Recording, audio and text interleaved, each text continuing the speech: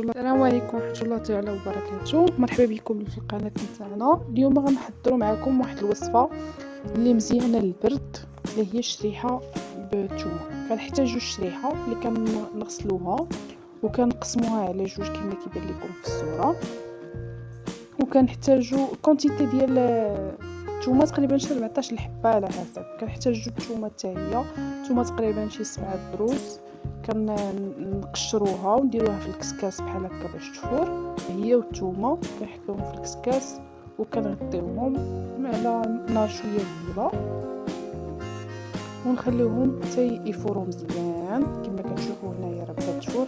انا باش ما نضيعش البوطه درت البطاطا لتحت، من هاك البطاطا كتسلق غنحتاجها في حاجه اخرى، ومنها الشريحه والثومه كيفوروا. هنا تقريبا قربوا يفوروا. من فوا كتفور كنديروها في الطبيسيل وكنمعسوها مزيان بالفرشيط.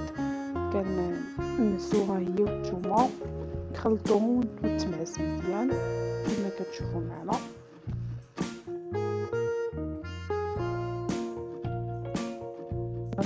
من بعد ما كنمعسوها مزيان كما شفتوا فريمون كنمعكها مزيان حتى ما تبقاش ظروفه، باش فاش غناكلوها ما نحسوش بداك لو غو ديال الثومه بزاف.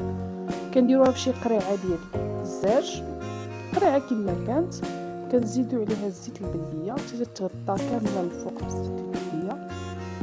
الثومه كندير انا لا كونتيتي الكميه اللي غناكلو، وكنخلطوها باش هكا كتدخلها كاع الزيت صافي. كنحتفظ بها في الكبه بحال هكا على الزاج كنستعملوها.